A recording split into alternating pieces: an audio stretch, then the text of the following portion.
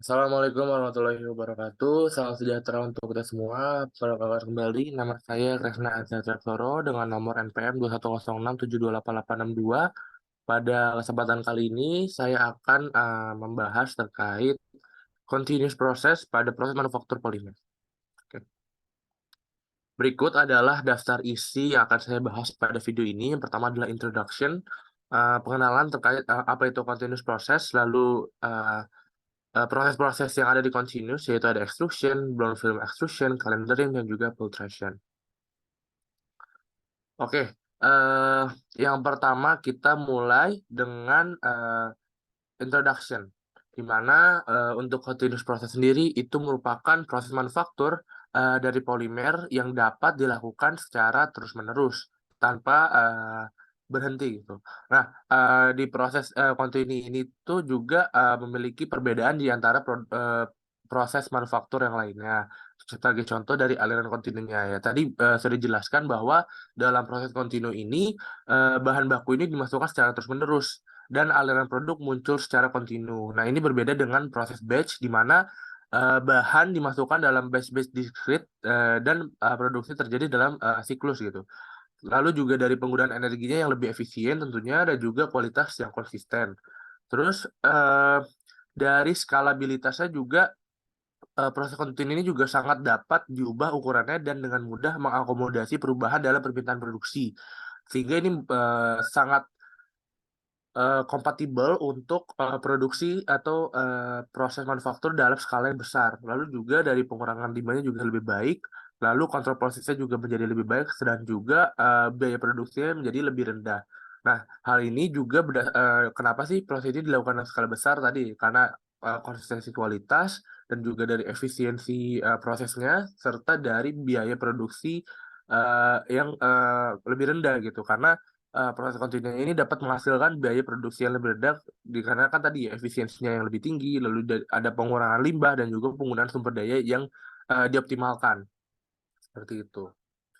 Lanjut kita masuk ke extrusion. Nah, definisi sendiri bahwa extrusion ini adalah continuous proses dengan cara mendorong melewati die gitu ya.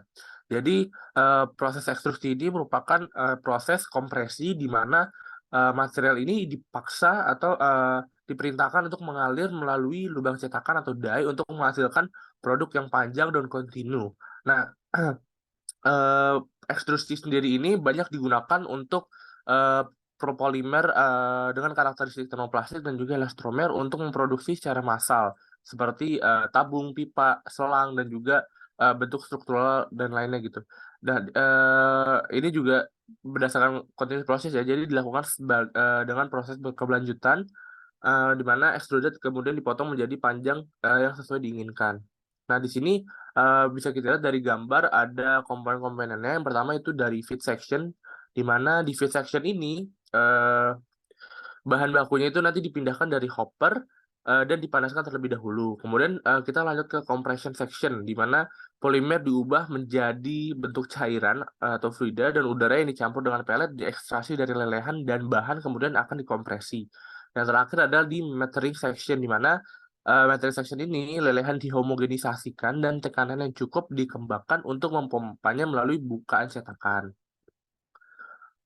Lalu di sini bisa kata di sini ada barrel dan juga ada screw. Nah, seperti yang kita sudah pelajari sebelumnya, di mana screw itu dibagi menjadi dua jenis, yaitu ada single screw dan juga ada double screw.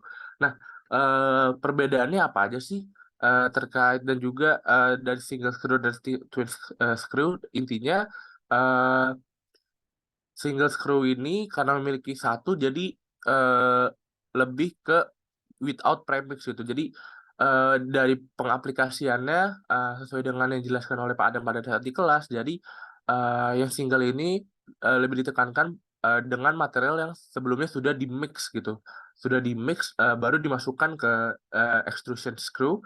Lalu kalau misalkan double itu without premix juga sebenarnya bisa gitu. Jadi eh, bisa dilakukan di double ini bisa dilakukan extrusion dan juga mixing gitu.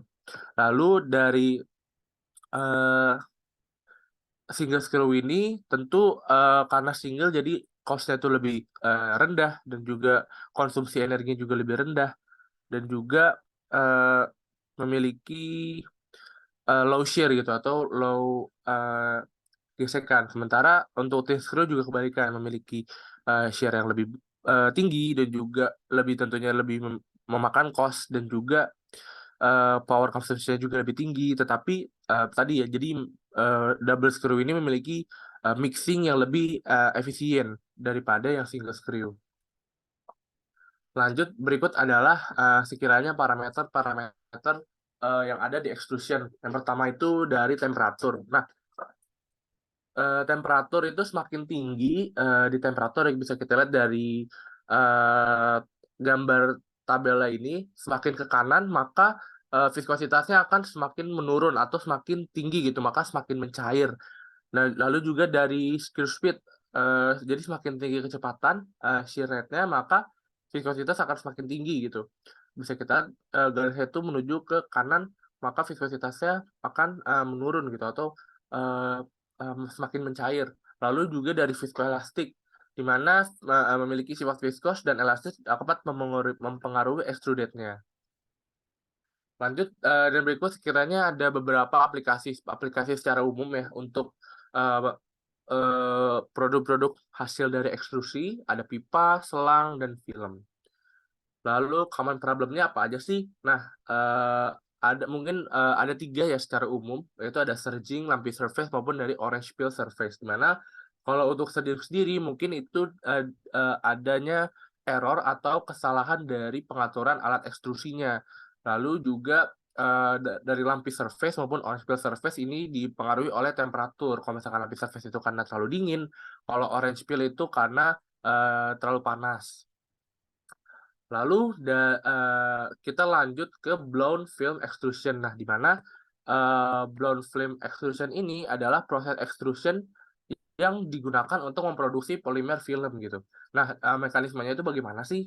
Nah, kurang lebih dibagi menjadi 5 stages, di mana yang pertama itu adalah melting atau pelelehan polimer, di mana proses ini tentunya untuk melelehkan polimer dalam suhu mesin ekstrusi menjadi keadaan cair di dalam ekstrusi dengan mengatur suhu dan tekanannya.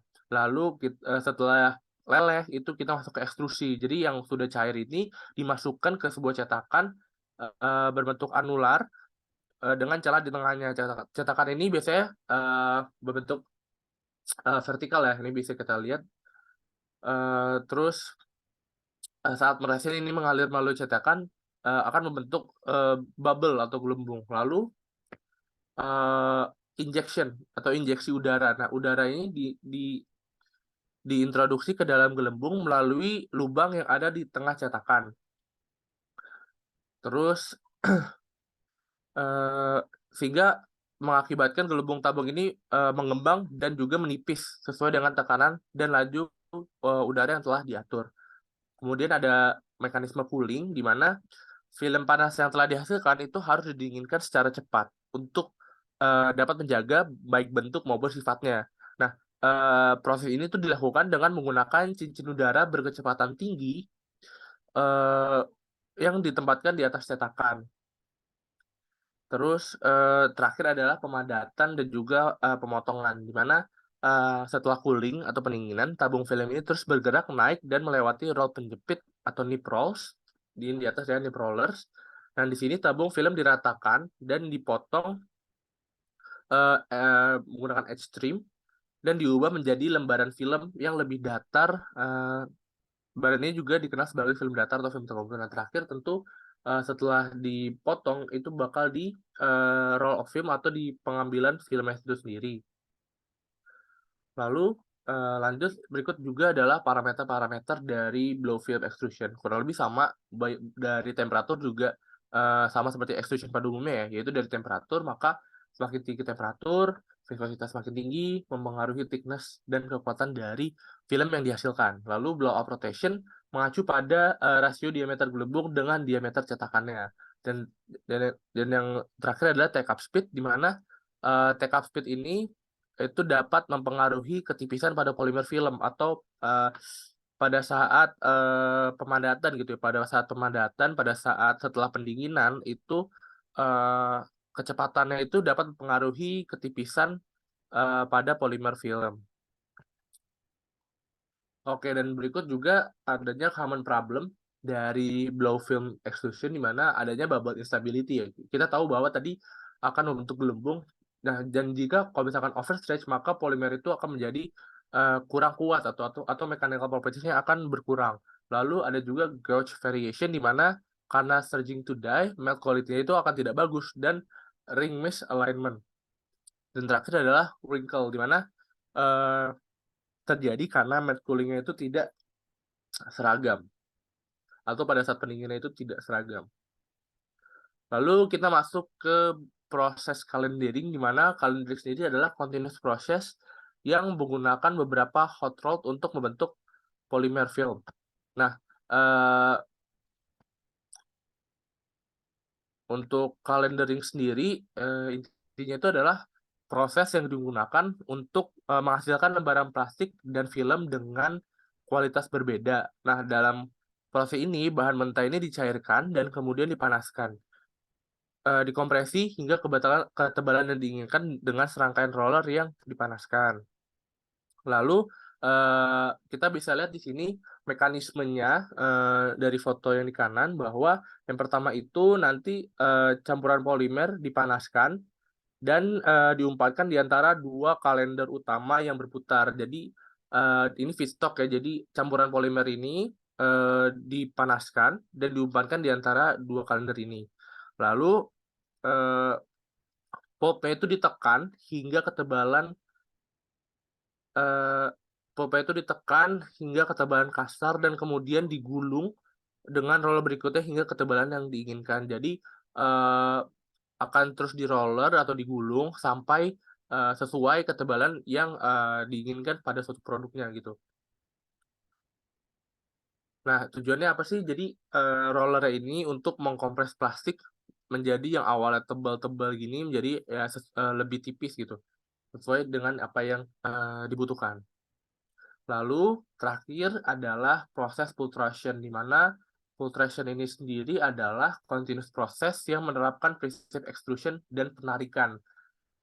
Stage-nya itu kurang lebih ada 4, di mana serat yang diresapi ditarik melalui cetakan sesioner yang dipanaskan, di mana resin mengalami polimerisasi dan pengawetan. Kemudian profil ditarik melalui sistem pendinginan, di mana profil tersebut dipadatkan dan distabilkan. Lalu profil kemudian dipotong sesuai panjang yang diinginkan dengan gergaji atau pemotong, dan terakhir profil tersebut kemudian diperiksa kualitasnya dan dikemas untuk pengiriman. Oke, dan ini adalah beberapa common defect dan challenges buat gauge variation. Yaitu ada gauge variation, ada profile trouble, blemishes, weaving wandering, dan baggy edges, dan juga wrinkle. Sekian presentasi dari saya, kurang lebih mohon maaf. Terima kasih. Wassalamualaikum warahmatullahi wabarakatuh.